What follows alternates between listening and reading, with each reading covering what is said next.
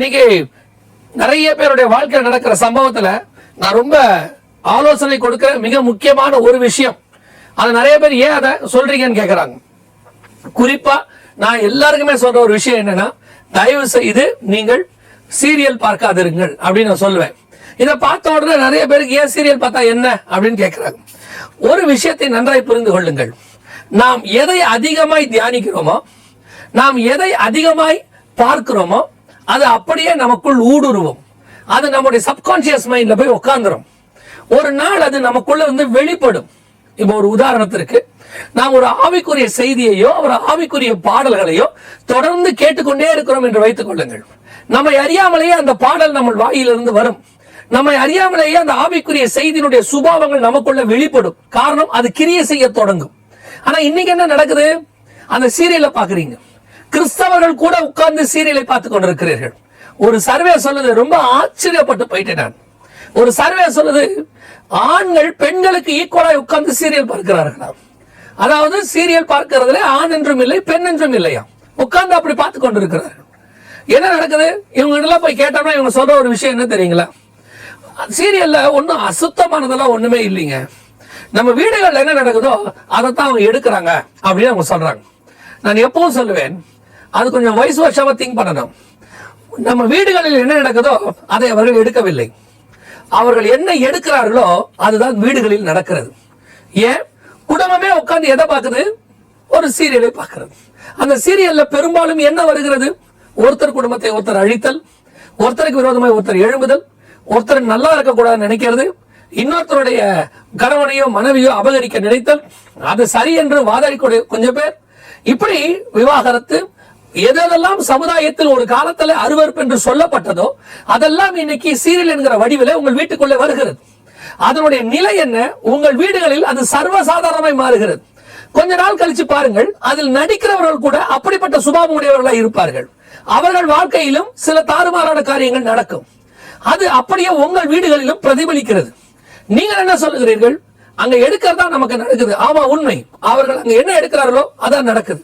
காரணம், நீங்கள் அதை உட்கார்ந்து பார்க்கிறீர்கள். கொஞ்சம் உட்கார்ந்து நீங்க ஒரு மணி நேரம் தேவ மனுஷனுடைய செய்தியை கேட்டு பாருங்க. இல்ல உட்கார்ந்து ஒரு மணி நேரம் நல்ல தேவ மனுஷனுடைய பாடலை கேட்டு பாருங்க. ஒரு தேவ பிரசன்னம் உங்க வீட்டுக்குள்ள இருக்கும் பாருங்க, ஒரு மகிமை இருக்கும் பாருங்க. நிறைய பேர் வந்து சொல்லக்கூடியதான ஒரு குற்றச்சாட்டு என்ன அப்படின்னு கேட்டா, நாங்க சபைகளுக்கு தசம காணிக்கைலாம் கரெக்டா தான் கொடுக்கிறோம், ஆனாலும் கூட எங்க வீட்டுல சந்தோஷம் இல்லை, சமாதானம் இல்லை. அப்ப நாங்க சபைக்கு வந்து என்ன பிரயோஜனம்? சந்தோஷத்துக்கும் சமாதானத்துக்கும் சபை காரணம் அல்ல, சந்தோஷத்துக்கும் சமாதானத்துக்கும் நீங்கள் தான் காரணம். சபை போதிக்கிற ஒரு இடம். அந்த போதனையை ஏற்று செயல்படுத்த வேண்டியவர்கள் நீங்கள். இன்னைக்கு அதை நாம வீட்டுல செய்யறது இல்ல. இன்னைக்கு நிறைய பேர் பையன் சரியா படிக்காட்டி ஸ்கூல் மேல படி போடுவாங்க. இவ்வளவு ரூபாய் கட்டுறோம், இத்தனை பையன் காசு கட்டுறோம், ஆனாலும் அந்த ஸ்கூல்ல என் பையன் கம்மியான மார்க் வாங்குறான், அதே ஸ்கூல்ல ஒரு பையன் நல்ல மார்க் வாங்குறானே எப்படி? எல்லோருக்கும் ஒரே மாதிரி தான் போதிக்கப்படுகிறது. ஆனால் அதை செய்கிறவர்களுக்கு தான் விஷயம் இருக்கிறது. அதைத்தான் நான் உங்களுக்கு சொல்றேன். இன்னைக்கு சபை எல்லாருக்கும் ஒரே சமமாய் தான் போதிக்கிறது. ஆனால் கேட்கிறவர்கள் நாம் என்ன செய்யறோம்? கேட்கறத ஒரு சாரார் எடுத்துக்கொண்டு போய் உண்மையா அதை ஃபாலோ பண்ண வேண்டும் என்று வீட்டில் அபியாசப்படுத்துகிறார்கள்.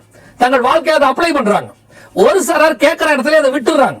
விட்டு நேர வீட்டுக்கு போன உடனே உள்ள நுழைஞ்ச உடனே ரிமோட் எங்க? ஃபர்ஸ்ட் கேள்வி, ரிமோட் எங்க? அவர் உட்கார்ந்து உடனே கொஞ்ச நேரம் உட்கார்ந்து WWF, IPL எல்லாம் பார்த்துக்கிட்டு இருக்கிறார்.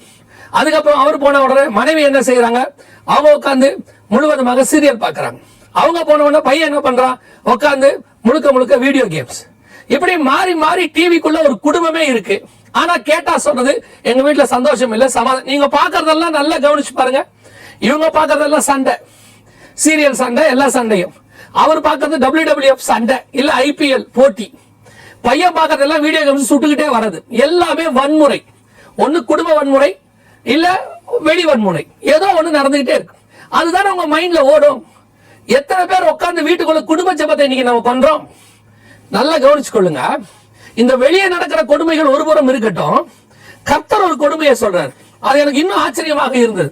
ஏசாயா தீர்க்கதரிசன புஸ்தகம் 5ஆம் அதிகாரத்துல ஆண்டவர் ஒரு கொடுமையை சொல்றாரு. நான் நல்ல கனி கொடுக்கும் என்று காத்திருந்தேன் அப்படிங்கிறார். ஏசாயா தீர்க்கதரிசன புஸ்தகம் 5ஆம் அதிகாரம் 2வது வசனத்துல, அது நல்ல திராட்சை பழங்களை தரும் என்று காத்திருந்தார், அதுவோ கசப்பான பழங்களை தந்தது அப்படின்னு இருக்கு. இந்த நல்ல பழம்னா என்ன, கசப்பான பழம் என்ன அப்படின்னு கேட்டீங்கன்னு சொன்னா, ஆண்டவர் சொல்றாரு 7வது வசனத்துல, சேனைகளின் கர்த்தருடைய திராட்சை தோட்டம் இஸ்ரவேலின் வம்சமே, அவருடைய மனமகிழ்ச்சியின் நாற்று யூதாவின் மனுஷரே, அவர் நியாயத்திற்கு காத்திருந்தார், இதோ கொடுமை, நீதிக்கு காத்திருந்தார், முறைப்பாடு. நியாயத்துக்கு காத்திருந்தார், இதோ கொடுமை.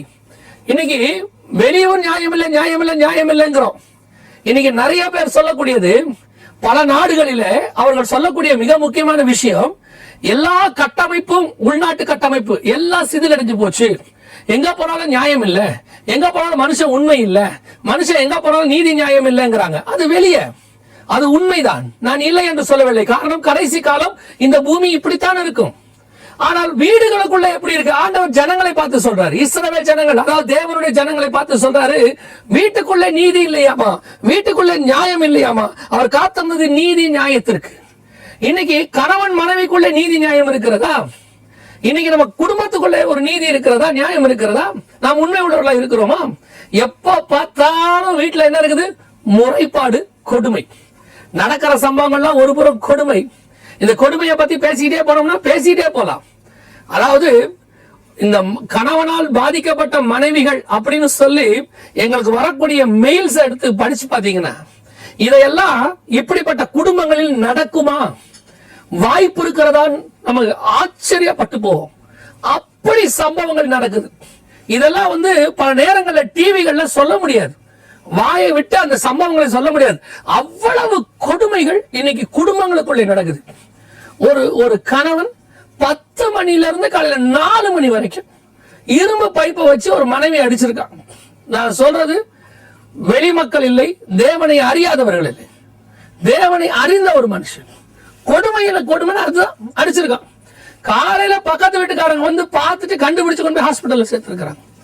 இது ஒருவரும் கொடுமைன்னு சொன்னா, இன்னொரு பக்கம் பெண் வீட்டுக்குள்ள இருக்கிற அந்த பெண்ணை அவன் அவ்வளவு சித்திரவதை பண்ணி, வேலைக்கு போயிட்டு வர பெண்களை வீட்டுக்குள்ள உட்கார்ந்து கணவர்கள், குடிக்கிற கணவர்கள், அவள் சம்பாதத்தையும் வாங்கி விட்டு அவளையும் அடித்து விட்டு பிள்ளையும் வளர்க்காமல் நடுத்தருள்ள பிள்ளைகளையும் மனைவியை விட்டு விட்டு போகக்கூடிய கணவன்கள் எத்தனை பேர் இன்னைக்கு இதையெல்லாம் கர்த்தர் பார்த்துட்டு இருக்கிறார்.